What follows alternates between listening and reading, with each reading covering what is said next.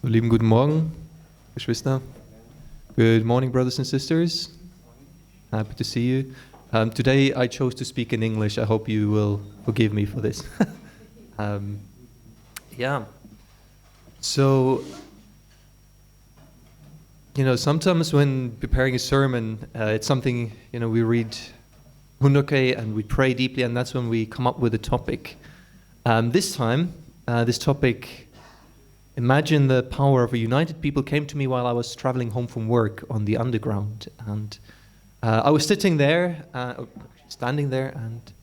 and looking around me, and I can hear myself somewhere. And I was just suddenly realizing all these people around me. What if we were a united people? What if we're not strangers? And maybe this whole word of a stranger did not even exist. What would that be like? I think a good example is when we go to, let's say, an international workshop or somewhere in another country and we meet other brothers and sisters of the unification movement. We don't have a concept of stranger. Or is that the case? I think most of us, we feel automatically, oh, these are not strangers and my brothers and sisters, even though I do not know them. So what if we had a world where there were no strangers? Everyone is just our brother or our sister. How different would the world really look? If we consider how society and the world is right now, it feels like we're fighting about everything, and everything is a cause for disunity or to see each other as adversaries or enemies or someone to not get along with because they belong to this political party or they think about this way or that way. It feels we are divided over so many things in the world right now. And I realized also this is something that actually makes us, the society and the world, very weak.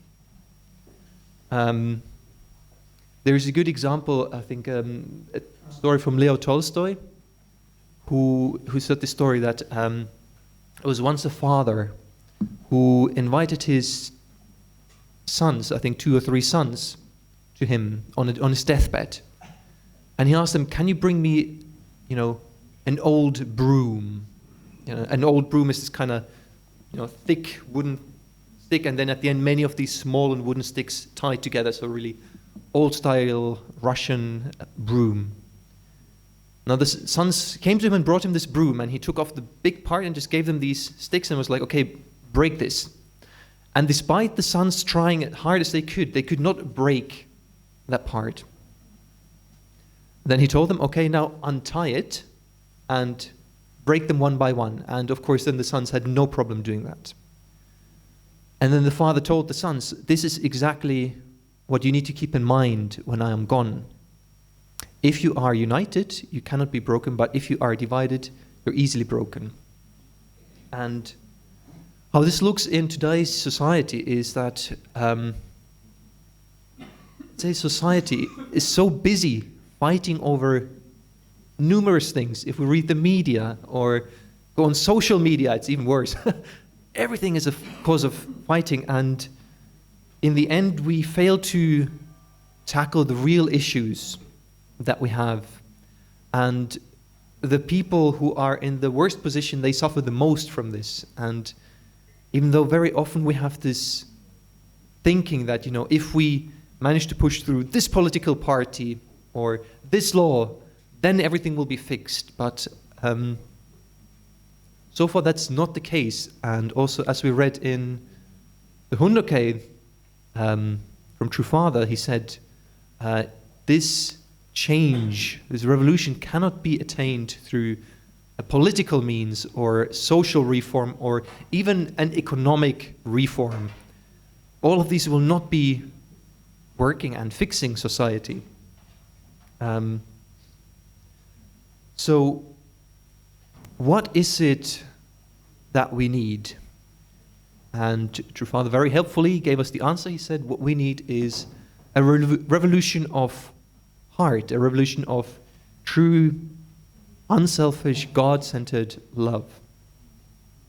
I think we've all heard this before. Okay, we need to have a revolution of heart. We need to have true love, and so on. But is it easy? Who finds it easy to love with true love? Who finds it challenging to love with true love? Okay, good. Just want to share. Because no one raised their hand for the first question. I just wanted to check the mic is really on. Good.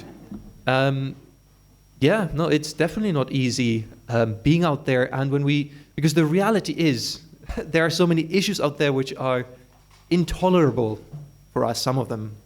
And for other people, maybe something that we think seems intolerable. So,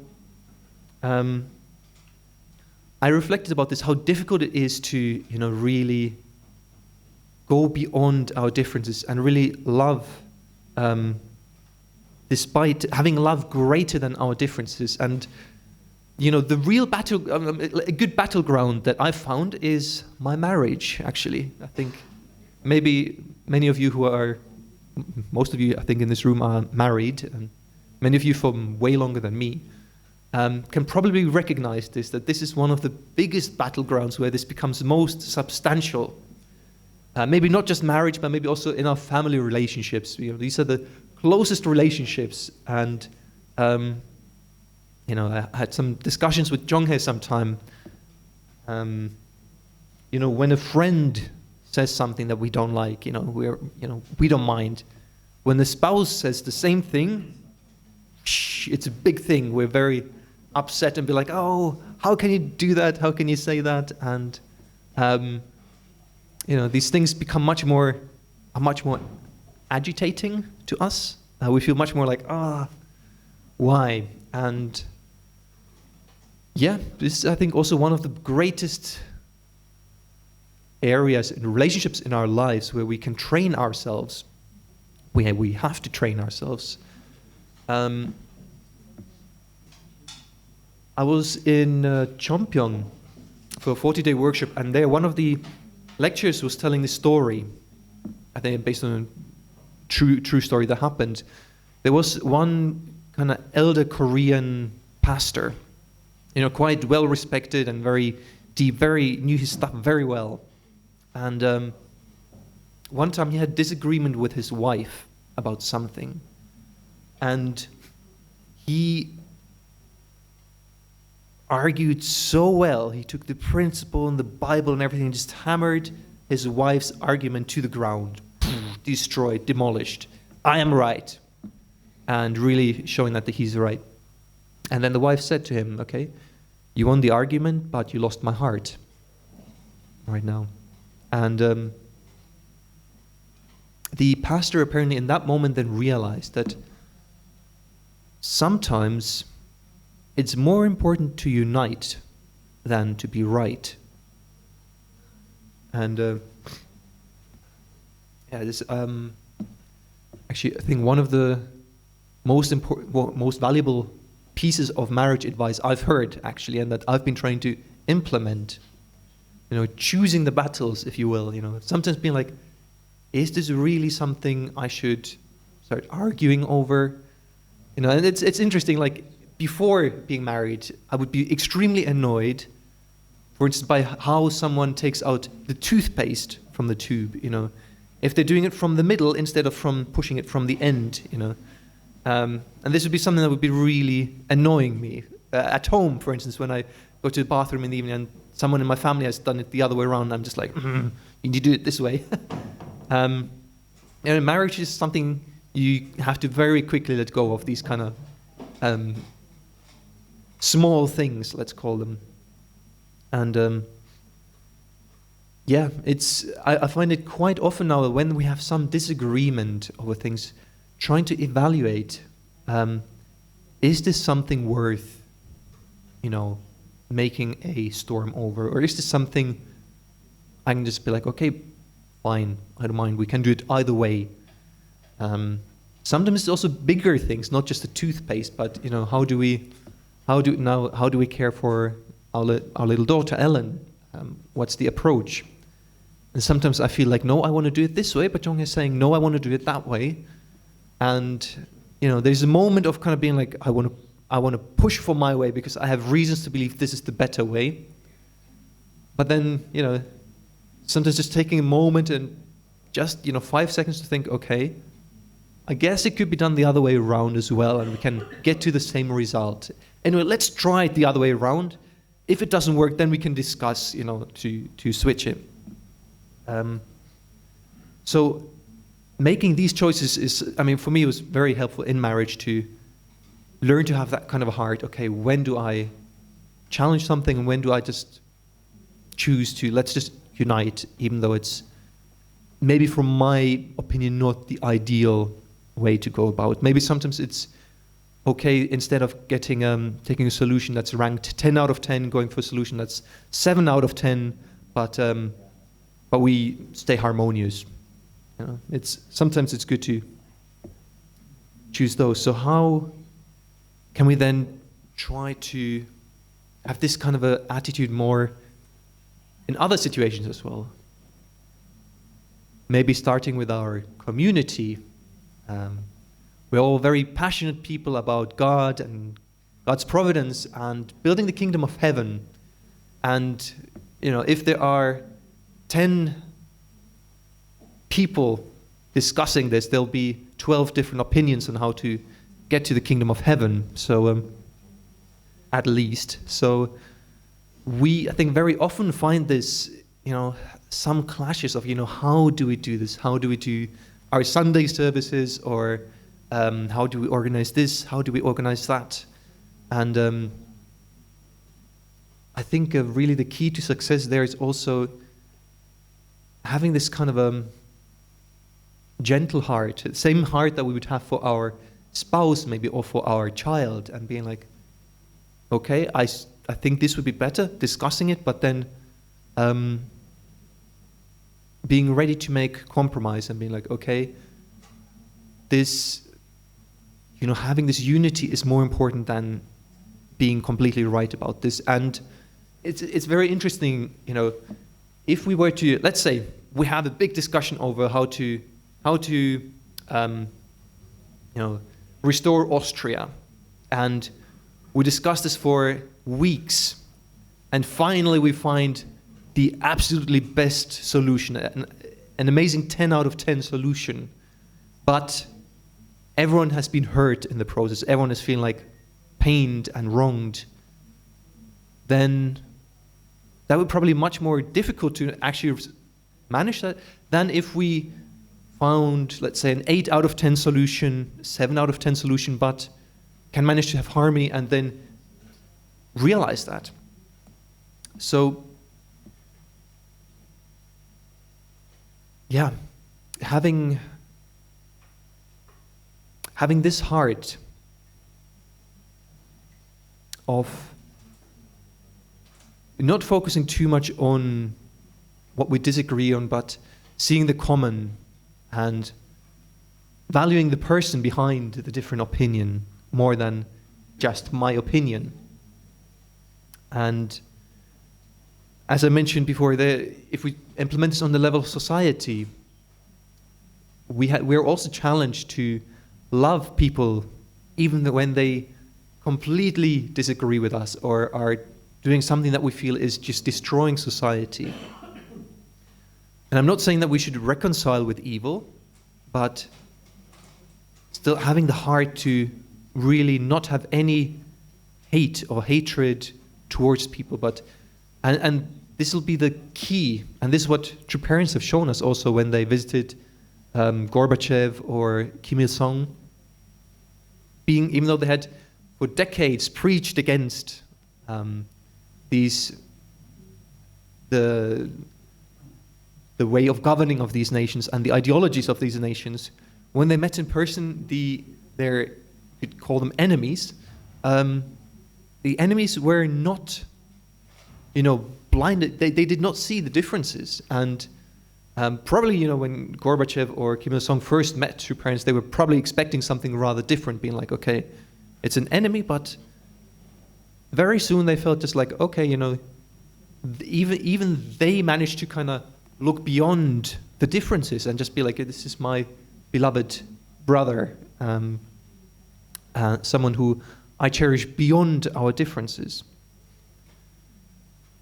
And now, I feel like, when I was thinking about this, at the same time, I admit there are things going on in society which are just very difficult and something that we maybe cannot back out on. The breakdown of the family or bringing of certain relative values is something that we cannot make a compromise with and say, okay, this is fine, this is right. So how can we then manage? Because this is something that's the most important thing for some of our, ultimately brothers and sisters, sons and daughters of God out there who are thinking a certain way. I think there's I think the end result in a society is where we need to have a society where law is not dictating our values. And I think this is something we have to now fight for in the first step, that people of different sides can agree to this, that there has to be religious freedom, there has to be freedom of faith and freedom of belief, and that we cannot force values or ideologies on anyone. And this is something I think we have to fight for, and that as long as society still has these different opinions and we do not manage to convince everyone that, okay, this is the way, the three blessings are the key to happiness, even though we are very convinced it's difficult to sometimes convince others. So what we first need to ensure is the freedom of tradition and a society where we respect different traditions, where we are respected for our tradition and no one is trying to force us or our children to think something different. Likewise, just like God, we cannot force anyone to believe a certain way. We cannot have laws which say you have to believe this way, otherwise you're kicked out. This is not the way how God has worked either. He, regardless of how much he was pained and hurt, and regardless of how much he knew that this would hurt humankind, he could not intervene in Adam and Eve's actions and in the actions of humankind since then. So I believe this is realistically one of the steps that we will need to have in the next, say, decades, that having this freedom of tradition, and then naturally those traditions which are true, which are which have eternal values instead of temporary values, will prosper in the long term, and then embrace the others as people see that this is, these people who follow this tradition are really the happiest and somehow the most prosperous in a sense. But it's a challenge still, realistically, in society, because there are people who want to force things. So how can we find a way to get people's respect for our tradition, for our faith? And even though people disagree with us, that they say, okay, you can think differently, but I don't want to harm you. I want to allow you to think differently and raise your children differently from what I believe is right. And of course, part of it is also how can we, on one hand, then, I think that'll be the first step, and then the next step will be having people really feeling, oh, actually, I also, I don't just respect, I want to be part of this community and this tradition of happy families and happy people. And I think it comes back down again to this, what True Father was talking about us becoming substantial embodiments of true love, this revolution of heart, starting from our personal relationships with our husband, our wife, our father, mother, brothers and sisters. Then, as we have these relationships in our family, we start having them in our community here. This heart of really unselfish love, of being able to, switch off our ego that's saying, I want to be recognized, I want my opinion to be the prevailing one, and instead having a humility in a sense, being like, okay, let's find harmony and let's find a way forward together. And I think this will be the first step, and then the next step of how to do this on the level of society comes from not how much we preach, but how much we reach the hearts of people in society. And when Dr. and Mrs. Balcom, our continental directors, were visiting us in Vienna in November, and they spoke to the young people, they were emphasizing this element. Considering also what's happening in Japan, where, society is trying to, some elements in society are trying to destroy our movement. He's saying how important it is for us to leave a mark in society. How can we be a community who is recognized as contributing something valuable? Where people have this first image when they, Dr. Balcom was being very brutally honest with us. If we were to completely disappear, society would barely notice it. Most people in Vienna probably would not notice it. And I don't mean to be, depressing us with this, but rather getting us to think, how can we be someone who, the first impression people have is like, oh, that's the unification movement, that's the Family Federation, that's International Association of Youth and Students for Peace, that's CARP, that's Women's Federation, it's UPF. The first thing that people associate is like, oh, I like what they're really doing something good out there. They're bringing some joy to society. And of course, an important part of this will be the, let's say, education work or the preaching and the trying to bring off the values and thoughts that we have, because they in themselves are valuable. But before people are able to fully receive this, we have to win over their hearts. And this is what True Father was giving us, Father Moon was giving as directions to when he sent out missionaries back in the 1950s in Korea to small villages and so on. He told them, first of all, serve your village, and then teach your village. So this is something I want to maybe give all of us as a food for thought. What is something that we, maybe as individuals or we as a community, can do for society? Something where we express our love and do something that really benefits people out there, and people really feel uplifted, or we solve some of their issues. Is this something that we can do? And I don't want to now give any of my thoughts at this point, but rather I want to leave this to all of you to really think about. And I want to encourage you, in around 2 weeks, in exactly 2 weeks, as a matter of fact, we will have our community meeting. And I want to encourage you, use your God-given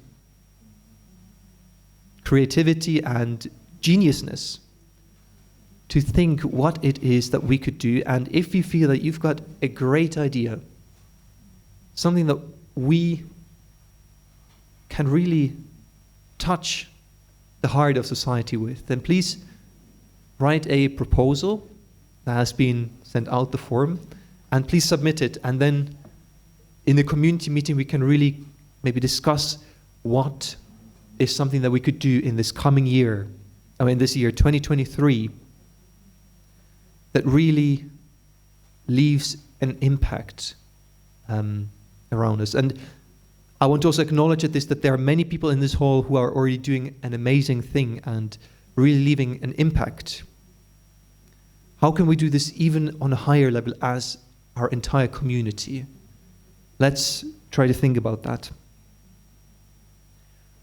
So, brothers and sisters, imagine the power of a united people, a united Austria. What a wonderful force for Europe or the world we could be. Likewise, imagine the power of a united community. If we are working as one, it feels almost frightening what we are able to do and what an impact we are able to make. As long as we have this, even a desperate heart to unite, to see the perspective of our Heavenly Parent, feel becoming this substantial embodiment of true love, where we see each other and all things from God's perspective, from our Heavenly Parent's perspective. And then we come and work together. That is something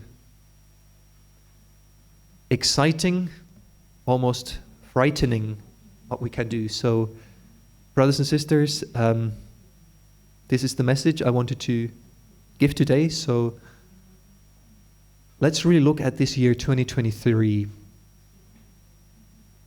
with what we can do when we have the heart, deepening our hearts and working together on a deeper level, overlooking the petty little things that divide us and prevent us from working together. So with this, brothers and sisters, I want to wish you a really wonderful week and look forward to reading your proposals by email also in the next couple of weeks. So thank you very much, and God bless you all.